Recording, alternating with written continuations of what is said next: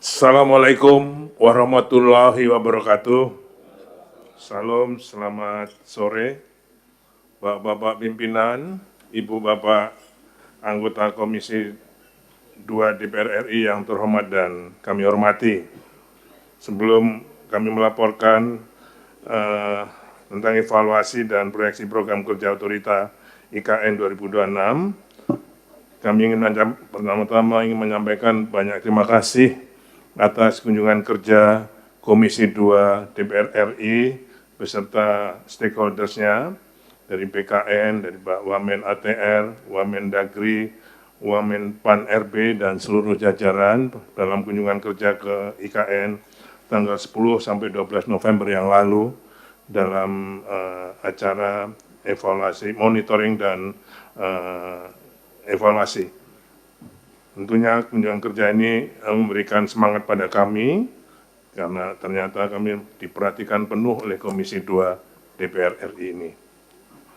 Bapak sekalian yang kami hormati, termasuk juga Pak Mendagri Arya Bima yang datang dengan membawa Asosiasi Lari Trail Indonesia yang mengadakan lari di IKN. Terima kasih Bapak kunjungannya. Bapak sekalian yang kami hormati, lanjut. Jadi keberlanjutan dan penyelesaian pembangunan IKN sebetulnya ini hampir mirip seperti yang kami laporkan pada saat kunjungan kerja, namun hanya nanti ada tambahannya sedikit tentang evaluasinya. Ya, kebetulan ini ada Menpan RB, ada Pak BKN, ada Mendagri, sehingga kami laporkan bahwa keberlanjutan dan penyelesaian pembangunan IKN didasarkan digas lagi oleh Peraturan Presiden Nomor 79 2025 tentang pemutakhiran rencana kerja pemerintah tahun 2025 yang ada 3 hal. Yang pertama adalah Nusantara sebagai ibu kota politik akan ditetapkan oleh Bapak Presiden pada tahun 2028. Untuk itu kami ditugasi untuk 2 hal. Pertama, terbangunnya KIPP IKN tahun 2025 sampai 2028 ini khususnya menyelesaikan komposisi atau ekosistem yudikatif dan legislatif.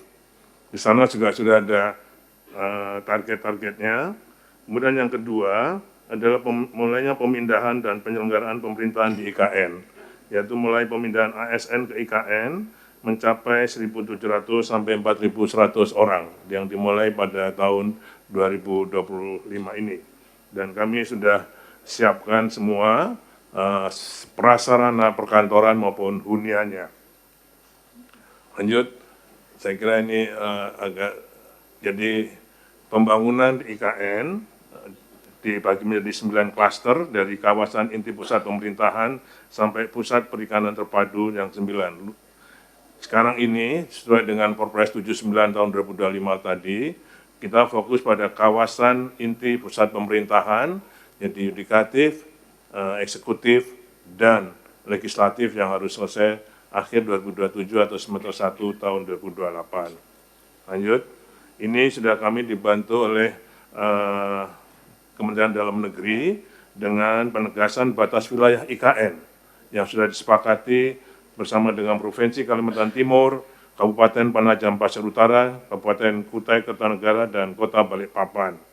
Di sini disepakati adanya luasan 7 kecamatan, 54 desa dan kelurahan yang masuk pada delineasi IKN dengan total luas sementara 252.726 hektar yang berpenduduk 147.000 jiwa atas sensus yang sudah dilakukan bersama dengan BPS.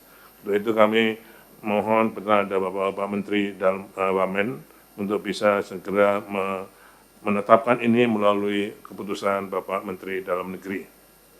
Bapak sekalian yang kami hormati, tahapan pembangunan IKN berdasarkan Perpres Nomor 63 tahun 2022, yaitu dari tahun 2020 sampai dengan tahun 2045. Jadi ada 5 tahapan.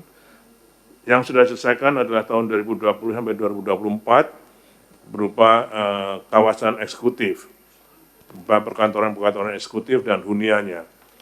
Kemudian pada sekarang ini kita sudah masuk pada tahapan kedua untuk pembangunan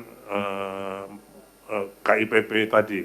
Nanti akan kami laporkan selanjutnya. Kemudian sampai dengan tahun 2045 nanti. Lanjut. Kebutuhan anggaran, total kebutuhan yang kami sudah usulkan sejak tanggal 30 Januari tahun 2025 yang sudah disetujui Bapak Presiden, dan tadi jam 10 Bapak Sekjen seluruh kementerian dikumpulkan Bapak Seksnek dan membicarakan tentang program tahun 2026, dan kemudian Pak Sekjen bilang yang ikut.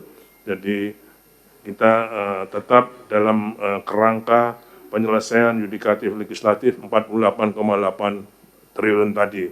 Walaupun tahun 2026 sudah diindikasikan harus ada self blokirnya 10%, tapi menurut beliau untuk IKN tetap pada 48,8 ini. Alhamdulillah. Untuk itu dari 48,8 ini kami programkan tiap tahunnya. Pada tahun 2025 ini kebutuhannya adalah 14,4 pada origin.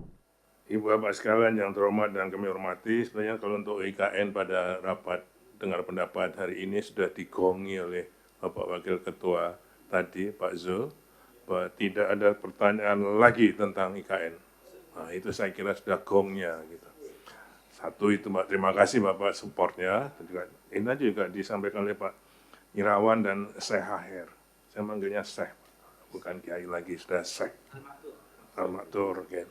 Itu, jadi gongnya sudah itu. Jadi saya mau menurunkan tentang tadi pertanyaan dari Nasdem, bagaimana putusan MK tentang hak atas tanah. Sebenarnya yang ditunggu oleh investor, apa yang disampaikan oleh Pak Zul, itu yang ditunggu oleh investor terutama. Kepastian, keberlanjutan, dan penyelesaian IKN. Itu yang diutamakan. Sehingga saya terima kasih betul bahwa di dalam rapat dengar pendapat ini keluar statement Bapak, statement politik ini. Jadi seperti halnya dengan Perpres 79 tahun 2025 ini, itu yang ditunggu investor.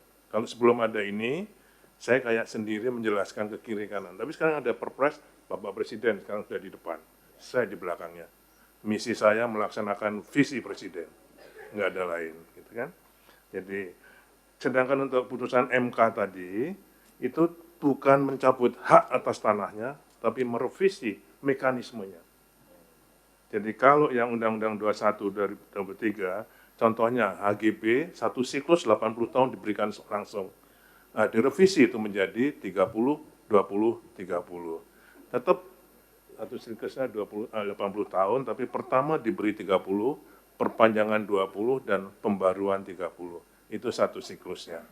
Jadi saya kira itu Pak. Jadi insya Allah dan Alhamdulillah sampai sekarang belum ada komplain dari investor pada kami. Yang kedua dari Pak Kiai Zazuli, tentang kira-kira siapa yang akan dipindah ke sana. Yang saya garis bawahi tadi, penaltinya kalau nggak benar pindah IKN. Gitu. Saya kira itu bukan dari Komisi 2, pasti bukan. Pasti bukan. Pasti bukan, Pak. Pasti dari bapak-bapak yang belum pernah ke IKN. Gitu.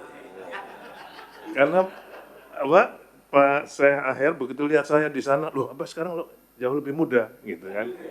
Jadi hidup di IKN, insya Allah life expectancy-nya akan bertambah 5 tahun. Itu saya jamin. Referensinya dari Busan. Jadi, ya wajar.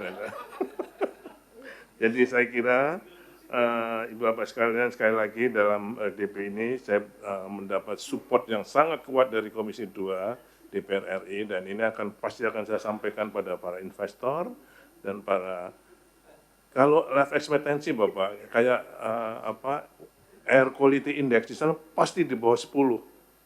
Jadi oksigennya banyak sekali. Sehingga pagi, sore, kalau Bapak ke sana kan pasti lebih fresh. Ya, pasti kalau siapa saja, pasti bukan yang generasi lanjut. Karena generasi lanjut pasti sudah punya aset di sini semua, itu susah. Ini memang ibu kota untuk generasi muda, saya kira. Jadi saya hanya mengantarkan saja kan. Tapi ini untuk generasi muda, Pak. Ya, jadi saya kira terima kasih Pak Kiai. Bapak sudah duduk berdampingan dengan Syekh Aher, jadi saya kira bisa mendukung atas dukungannya. Terima kasih. Saya dengan tulus, saya dan teman-teman dari Deputi Otorita sore hari ini sangat bahagia mendapat dukungan politik yang sangat kuat dari DPR RI. Dan tadi sampai Pak Ketua ini dilihat oleh streaming, jadi saya kira pasti banyak juga investor yang melihat. Terima kasih, kurang lebihnya mohon maaf. Assalamualaikum warahmatullahi wabarakatuh.